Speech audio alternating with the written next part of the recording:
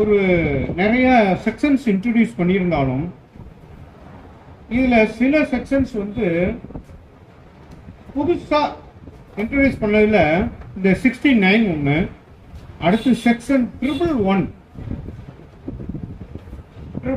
பார்த்தீங்கன்னா organised crimes அப்படின்னு இருக்கு. ஆர்கனைஸ்டு கிரைம் இது வந்து புதுசாக இன்ட்ரடியூஸ் பண்ணியிருக்காங்க. இப்போ என்னென்ன கிரைம்லாம் சேர்த்து ஆர்கனைஸ்டு கிரைம் சொல்றாங்கன்னா, any continuing unlawful activity including kidnapping, robbery, vehicle theft, extortion, land grabbing, contract killing, economic offence, cyber crimes, trafficking of persons, drugs, weapons, or illicit goods or services, human trafficking for prostitution or ransom by any person or a group of persons acting in concert, singly or jointly, either as a member of an organized crime syndicate or on behalf of such syndicate, by use of violence, threat of violence, intimidation, coercion, or by any other unlawful means to obtain direct or indirect material benefit, including a financial benefit, shall constitute organized crimes. இதை பூரா செஞ்சா இப்போ எல்லாத்தையுமே என்ன பண்ணிட்டாங்கன்னா, யாரும் வேறு எதுலையும் தப்பிச்சே போக முடியாத அளவுக்கு. இப்போ நம்ம பார்த்தீங்கன்னா மல்லையா பேர் என்ன, முழு பேர் விஜய் மல்லையா. இப்போ அவரை நம்ம எப்படி எந்த செக்ஷன்ல தூக்கி அவரை தூக்கி வர முடியும்? எக்கனாமிக் அஃபென்ஸ், ஃபினான்சியல் பெனிஃபிட்ஸ், வேற என்ன அஃபென்ஸ் வரும்?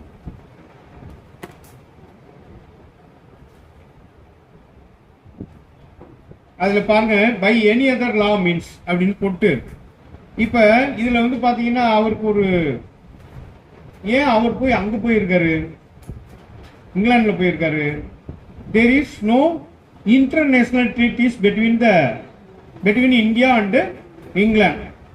என்னன்னா, உங்ககிட்ட ஒரு அக்யூஸ்ட் வந்தா எங்க கிட்ட கொடுக்கணும், எங்க கிட்ட வந்தா உங்ககிட்ட கொடுக்கணும்னு ஒரு ட்ரீட்டிஸ் இல்லாதனால, மேபி என்னோட ஜெனரல் ஒப்பீனியன், ரெக்கார்ட் ஆகிட்டு இருக்கு,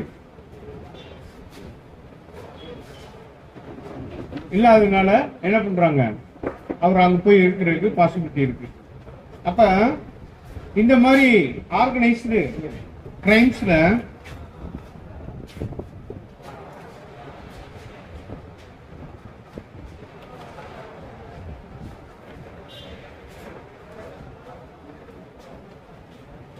இதுல எது வந்தாலும் இதை என்ன பண்றாங்க, ஆர்கனைஸ்டு கிரைம்ஸ் அப்படின்னு சொல்றாங்க. எக்ஸ்பிளனேஷன்ல, for the purpose of this subsection, organized crime syndicate means a group of two or more persons who acting either singly or jointly as a syndicate or gang indulge in any continuing unlawful activity.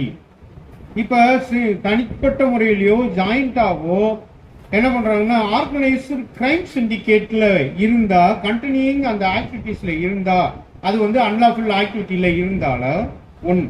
ரெண்டு, continuing unlawful activity means அந்த activity prohibited by law. இந்த மாதிரி செய்யக்கூடாதுன்னு எதெல்லாம் சொல்லியிருக்கோம். இப்ப அஃபென்ஸ்னா என்ன? What is offence? Act or omission punishable by law. ஆக்ட்னா என்ன? ஆக்ட்னா கிரைமா?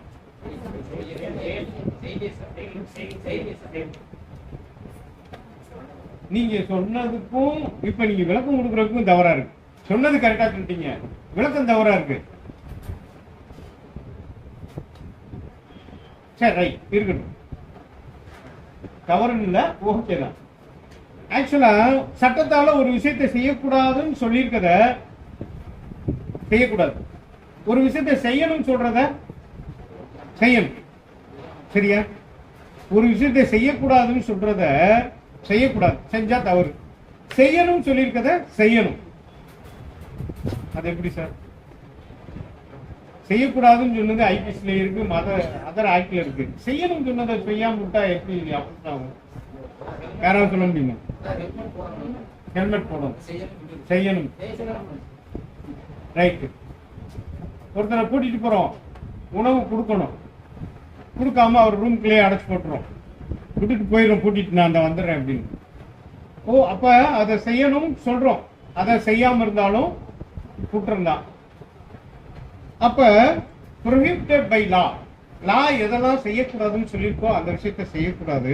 which is cognizable offense punishable with imprisonment of 3 years or more undertaken by any person either singly or jointly as a member of organized crime syndicate or on behalf of such a syndicate, in respect of which more than one charge sheet have been filed before a competent court within the preceding period of 10 years, and that court has taken cognizance of such offence and includes economic offence. 2. 3. Economic offence includes criminal breach of trust. இப்ப economic offence அப்படின்னு சொன்னார் அவர், sir சொன்னார் இல்லையா, விஜய் மல்லையா மேல economical offence, criminal breach of trust. ஒருத்தட்ட பணம் வாங்கிட்டு கொடுக்கணும் அப்படின்னு சொல்றது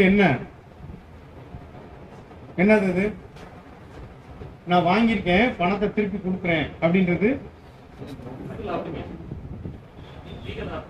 லீகல் ஆப்ளிகேஷன். வேற என்ன சொல்லலாம்? கான்ட்ராக்ட், ப்ராமிஸ் சொல்லலாம். அந்த ப்ராமிஸ் கிரிமினல் பிரீச் ஆஃப் ட்ரஸ்டா மாறுமா? ஒரு விஷயத்தை செய்யறோம்னு சொல்லிட்டு செய்யல, கிரிமினல் பிரீச் ஆஃப் ட்ரஸ்ட் வரும், அது எக்கனாமிக் அஃபென்ஸ். அப்ப சீட்டிங் சொல்றோம், wrongful loss, wrongful gain. சீட்டிங்குள்ள என்ன இருக்கும்? The person who is entitled to get a amount legally, சட்டப்படி ஒருத்தருக்கு கிடைக்கக்கூடிய விஷயத்தை கிடைக்க விடாம பண்ணால் wrongful loss. இந்த சீட்டிங்ல மட்டும் wrongful loss, wrongful gain இருந்தா தான் சீட்டிங் வரும். பட் கிரிமினல் பிரீச் ஆஃப் ட்ரஸ்ட்ல என்ன இருக்கணும் பாத்தீங்கன்னா, கிரிமினல் பிரீச் ஆஃப் ட்ரஸ்ட்ல 2 இல்லுஸ்ட்ரேஷன் இருக்கும் ஐபிசில. என்ன இல்லுஸ்ட்ரேஷன்? கிரிமினல் பிரீச் ஆஃப் ட்ரஸ்ட்ல மேஜர் இது பாத்தீங்கன்னா, இந்த இஎஸ்ஐலையும் இபிஎஃப்லையும் ஒரு அமௌண்ட்டை பிடிப்பாங்க. பாத்தீங்கன்னா இந்த ஃபேக்டரிஸ் ஆக்ட்ல ஃபேக்டரியில ஒர்க் பண்றவங்களுக்கு employees deductive 12% of wages from the employee's salary, and he is also contribute the same both to the amount has been deposited in the public employees provident fund account. 24% of amount வந்து அங்க deposit பண்ணணும். Employer வந்து detect பண்ணுவார் எம்ப்ளாயிஸினுடைய சேலரியில இருந்து. அதுதான் after retirement they are entitled to get and lump sum amount as a PF amount அப்படின்னு சொல்லுவாங்க. அப் டு 10 lakhs 15 lakhs அந்த மாதிரி பெரிய அமௌண்ட்டா, ஹியூஜ் அமௌண்ட்டா வரும். அவர் என்ன பண்ணுவாருன்னா பிடிச்சிடுவார், but he will not deposit the same before the PF office. அப்ப கிரிமினல் பிரீச் ஆஃப் ட்ரஸ்ட்ல அவர் மேல என்ன பண்ணுவாங்க? எஃப்ஐஆர் ரெஜிஸ்டர் பண்ணுவாங்க. நீங்க அங்க பாத்தீங்கன்னா ஜேஎம் கோர்ட்ல எல்லாம் வரும். அதே மாதிரி இஎஸ்ஐ எம்ப்ளாயி ஸ்டேட் இன்சூரன்ஸ் கார்பரேஷன்ல இந்த ஃபேக்டரிஸ்ல இருக்கவங்க புறாமே ஒரு 6 கைண்ட் ஆஃப் பெனிஃபிட் இருக்கு. என்னன்னா இஎஸ்ஐல maternity benefit, medical benefit, disability benefit, funeral பெனிஃபிட்னு சொல்லி ஒரு 6 kind of 6 kinds of benefit இருக்கும். அந்த பெனிஃபிட்டுக்காக என்ன பண்ணுவாங்கன்னா 1.75% wages has been deducted from the employee's wages by the employer, and he is also contribute 4.75. The total amount will be deposited before the ESI corporation la பண்ணுவாங்க. அந்த ESI ஹாஸ்பிட்டலுக்கு salary, doctors, nurse, medical expenses எல்லாமே அதுல இருந்து தான் பண்ணுவாங்க. இதை என்ன பண்ணுவாரு? டிடக்ட் பண்ணிடுவாரு, but will not deposit the same. அப்ப என்ன பண்ணுவாங்கன்னா கிரிமினல் பிரீச் ஆஃப் ட்ரஸ்ட்ல இந்த 2 இல்லுஸ்ட்ரேஷனும் அதுல இருக்கும், ஐபிசில இருக்கும். அதுல என்ன பண்ணுவாங்க? கிரிமினல் பிரீச் ஆஃப் ட்ரஸ்ட்ல அவர் மேல எஃப்ஐஆர் ரெஜிஸ்டர் பண்ணிடுவாங்க. சோ தட் ஒரு விஷயத்தை செய்யறோம் சொல்லிட்டு செய்யாம பின்னிட்டு ரெஃப்யூஸ் பண்ணா அங்க என்ன ஆகுது? பிரீச் ஆஃப் ட்ரஸ்ட் வந்துடும். அப்ப எக்கனாமிக்கல் அஃபென்ஸ்ல இதுல கொண்டு வந்துடுறாங்க. In respect of which more than economic offense includes criminal breach of trust, forgery, counterfeiting of currency notes, bank notes and government stamps, hawala transaction, mass marketing fraud. நிறைய இன்னைக்கு mass marketing fraud நடக்குது இல்லையா, அது இந்த MLA marketing அது இதுன்னு பண்றாங்க இல்லையா, குரோர் கணக்கில் அடிச்சுட்டு போயிடுறாங்க. பார்த்தீங்கன்னா 4 பேர் சேருங்க, 5 பேர் சேருங்க, அந்த மாதிரி பண்றது எக்கனாமிக் அஃபென்ஸ்ல வருது. Running any scheme to defraud several person, ஏதோ ஒரு ஸ்கீம் போட்டு என்ன பண்றாங்க, எல்லாத்தையும் இன்க்ளூட் பண்ணி பெரிய கோடிக்கணக்கான எக்கனாமிக் அஃபென்ஸ்ல பண்றாங்க இல்லையா. நம்ம ஈவோடோவில போய் கொடுக்குறோம் தனி விங்ல, அங்க போய் என்ன பண்றாங்க, அவங்க பார்த்து எஃப்ஐஆர் போட்டு, இது பாத்தீங்கன்னா இன்னைக்கு மதுரையிலேயே நிறைய ஃபேக்டரிஸ் பேர் தெரியுமா, பல விஷயங்களுக்கு பல கோடி கணக்கில் அஃபென்ஸ் ஆகி அது ஒண்ணுமே பண்ண முடியாம இருக்கு. அந்த மாதிரி இதெல்லாம் பாத்தீங்கன்னா பேர் சொல்ல விரும்பல, அந்த மாதிரி இதெல்லாம் இது எக்கனாமிக்கல் அஃபென்ஸ்ல வரும். ஏன்னா இது வரைக்கும் அந்த மாதிரி அஃபென்ஸ்ல இது இதுக்கு முன்னாடி இந்த ஆக்ட் வர்றதுக்கு முன்னாடியே இருக்கிறதுனால அதை என்ன பண்ண முடியாது. Retrospective, no retrospective effect will be given. ஏன்னா எந்த ஒரு ஆக்ட் பாஸ் பண்ண போறாங்களோ, என்னைக்கு டேட்ல பாஸ் பண்ணப்பட்டுச்சோ அந்த டேட்ல இருந்தா எஃபெக்ட் வருது. அந்த பெனிஃபிஷியரி பெனிஃபிட்டா இருந்தா அக்யூஸ்ட் மட்டும் அதை அடாப்ட் பண்ணிக்கணும். சரியா? அது சொல்லக்கூடிய article article 20 subclause 1 self expose to ஃபேக்டோலா. அதே மாதிரி economic offence marketing fraud, running any scheme to defraud several person or doing any act in a manner with a view to defraud any bank or financial institution or any other institution or organization for obtaining monetary benefit in any form. அவர் சொன்ன இல்லையா, நான் ஒருத்தர் கேட்டேன், sir கரெக்டா அடிச்சாரு, economic அஃபென்ஸ்ல வரும் அப்படின்னு. அதுல பாத்தீங்கன்னா இந்த பினான்சியல் இன்ஸ்டிடியூஷன் டிஃப்ராட் எனி பேங்க்ல தான் நிறைய சீட் பண்றாங்க, அந்த இது பூராமே எக்கனாமிக் அஃபென்ஸ்ல இந்த ஆர்கனைஸ்டு கிரைம்ஸ்ல வந்துடும். அடுத்து பாத்தீங்கன்னா whoever commits organized crime shall, if such offenses has resulted in the death of any person, be punished with death or imprisonment for life, and shall also be liable to fine which shall not be less than 10 lakh rupees. நம்ம ஆக்சுவலா பார்த்துப்போம், இது வரைக்கும் ஸ்பெசிஃபிக்கா நம்ம maximum amount பார்த்ததே இல்லை. No limitation சொல்லியிருக்கோம். பட் மேஜிஸ்ட்ரேட்டுக்கு மட்டும் 50,000 சொல்லியிருக்கோம். இதுல பாத்தீங்கன்னா 10 lakh rupees வரைக்கும் இந்த ஆக்டை இந்த செயலை செய்யும் போது, இந்த குற்றத்தை செய்யும் போது இதனால ஒருத்தருக்கு மரணம் ஏற்படுது அப்படின்னு சொன்னா அவருக்கு டெத் அல்லது இம்ப்ரிசன்மெண்ட் ஃபார் லைஃப் அப்படின்னு வச்சுக்கலாம். இப்போ மர்டருக்கு மேக்சிமம் பனிஷ்மெண்ட் என்ன, 302ல பழைய ஆக்டுக்கு என்ன sir, capital punishment death penalty. Minimum punishment தான் இம்ப்ரிசன்மெண்ட் ஃபார் லைஃப். ஒரு 7 இயர்ஸ்க்கு முன்னாடி ஒரு ஜட்ஜி என்ன பண்ணிட்டாரு, குற்றத்தை வெராசிட்டி ஆஃப் த அஃபென்ஸ், அந்த அவர் செஞ்சக்கூடிய தன்மையின் பொறுத்து மர்டருக்கு என்ன பண்ணிட்டாரு, 10 இயர்ஸ் கொடுத்தார் ஒரு டிஜே. அப்ப ஹைகோர்ட்டுக்கு அது போகுது மேட்ரு. ஹைகோர்ட் போனோடனே அங்க என்ன பண்றாங்கன்னா ஸ்டிச்சஸ் பாஸ் பண்ணாங்க அந்த ஜட்ஜி மேல. ஏன்னா மேக்சிமம் பனிஷ்மெண்ட் டெத் 302ல, மினிமம் பனிஷ்மெண்ட் அப்படின்றது இம்ப்ரிசன்மெண்ட் ஃபார் லைஃப். இந்த மினிமம் மேக்சிமத்தை அவங்களுடைய ஓன் விம்ஸ் அண்ட் ஃபேன்சிஸ்ல ரெடியூஸ் பண்ண முடியாது. ஏன்னா சட்டத்துல என்ன சொல்லியிருக்கோ அதைத்தான் செய்யணும். இப்போ ஃபார் எக்ஸாம்பிள் தெஃப்ட்ல அப் டு 5 years வரைக்கும் இன்க்ரீஸ் பண்ணியிருக்காங்க பனிஷ்மெண்ட்டை, அப் டு 5 years அப்படின்னு. அப்படின்னா என்ன அர்த்தம்னா ஒரு நாள்ல இருந்து 5 years வரைக்கும் கொடுத்துக்கலாம். Not less than 1 year, not more then 3 years அப்படின்னு சொல்லியிருந்தா அந்த பெட்வீன் த டயத்துக்குள்ள தான் கொடுக்கணும். பட் அப் டு 5 years அப்படின்னு சொல்லியிருந்தால் இந்த டியூரேஷன்ல எவ்வளவு வேணாலும் கொடுத்துக்கலாம். அப்பதான் அந்த தன்மையை பொறுத்து அது மாறுது.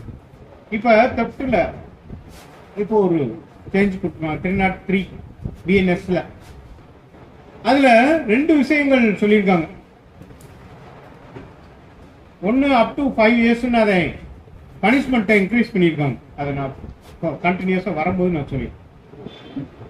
இன்னொன்னு, அந்த திருடப்பட்ட பொருள் 5000 ரூபாய்க்கு உள்ள இருந்தால் அது திருப்பி அவர் கொடுக்க போற மாதிரி இருந்தால், திருப்பி கொடுக்குற மாதிரி இருக்கார், யார்கிட்ட இருந்து களவாண்டாரோ அவர்கிட்ட திருப்பி கொடுக்க போறார், அந்த மாதிரி சமயத்துல என்ன பண்ணலாம் சொல்லுங்க. அந்த மாதிரி சமயத்துல கம்யூனிட்டி சர்வீஸ் கொடுக்கலாம். சொல்ற புரியுதா? அஃபென்ஸ்ல கிளாசிபிகேஷன் 1 and 2 சொல்லி அதுல பிரிச்சிருக்காங்க. அதுல பிரிக்கும் போது அந்த ஃபர்ஸ்ட் அஃபென்ஸ் வந்து அப் டு 5 இயர்ஸ் வரைக்கும் கொடுத்துட்டாங்க. செகண்ட், அந்த திருடப்பட்ட பொருள் வேல்யூ 5000க்கு கீழே இருந்தா அது அவருக்கு திருப்பி கொடுக்க போற மாதிரி இருந்தால், அந்த ஓனர் ஆஃப் த குட்ஸ் இருக்கார் இல்லையா, யார்கிட்ட இருந்து களவானார் திருடப்பட்டதோ அவர்கிட்ட போய் அவர் திருப்பி கொடுத்தார் என்றால், அப்ப என்ன பண்ணலாம், அவருக்கு கம்யூனிட்டி சர்வீஸ் மட்டும் as a commutable offense கொண்டு வந்து கம்யூனிட்டி சர்வீஸ் மட்டும் அவருக்கு கொடுக்கலாம் சொல்லி 303ல பிஎன்எஸ்ல கொண்டு வந்து.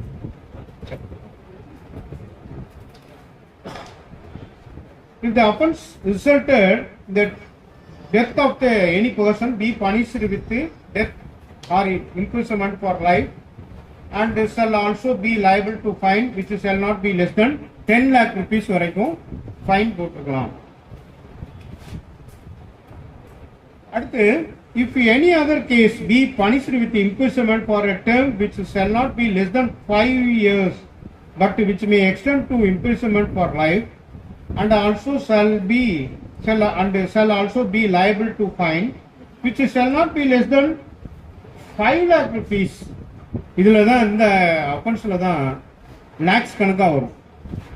10 lakhs 5 lakhs அப்படின்னு சொல்லி லாக்ஸ் கணக்குல கொடுக்கிறது இந்த ஆர்கனைஸ்டு கிரைம்ஸ்ல மட்டும்தான் வரும்.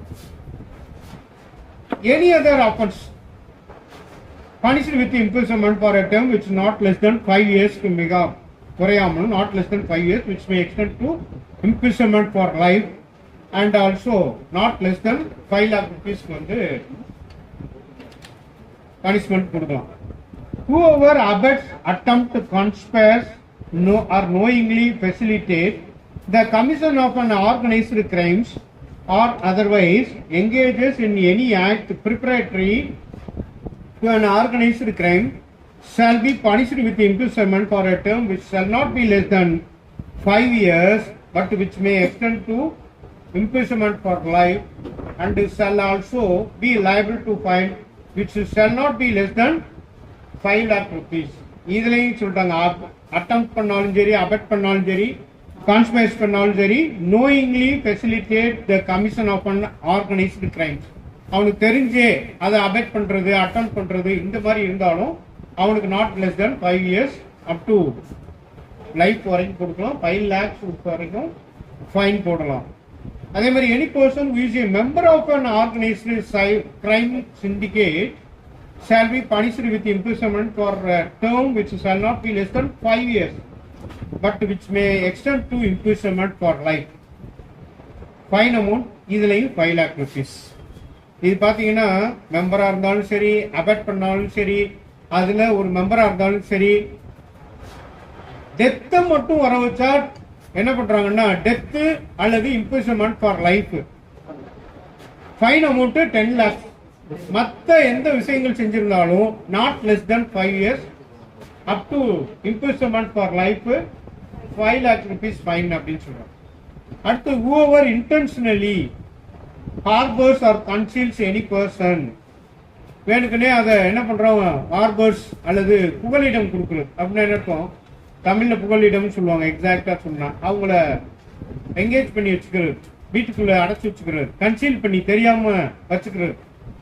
Any person who has committed the offense of above said, இப்ப நான் சொன்னோம் இல்லையா, இதை பார்த்த organised crime shall be punished with imprisonment for a term which shall not be less than 3 years but which may extend to imprisonment for life shall also be liable to fine shall not be less than 5 lakh rupees.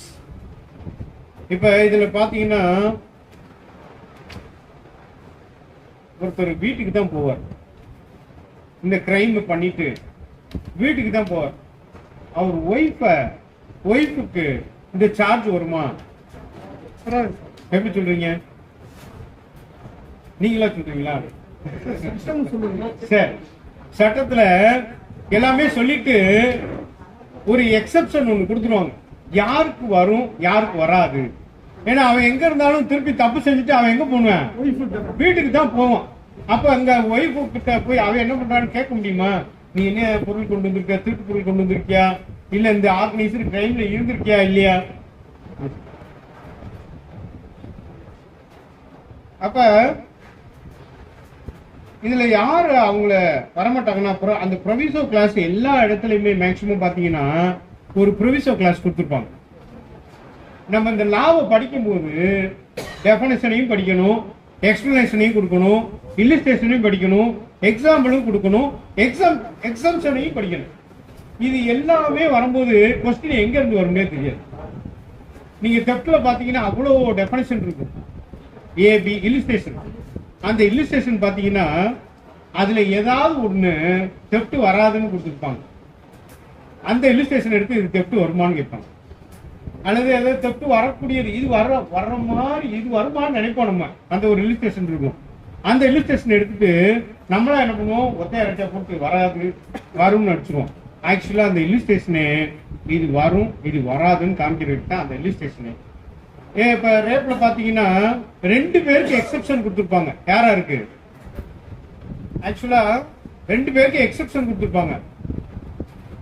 ஏன் exception கொடுத்திருக்காங்கன்னா, ஒருத்தர் bad இன்டென்ஷனா தொட்டாலே அது ரேப்னு கொடுத்திருக்காங்க டெஃபினேஷன்ல 375ல. சரியா? அந்த மாதிரி சொன்னாலே rape வருதுன்னு சொல்றாங்க. ஆனா 2 பேருக்கு அந்த எக்ஸெப்ஷன் கொடுத்திருக்காங்க. யாராரு?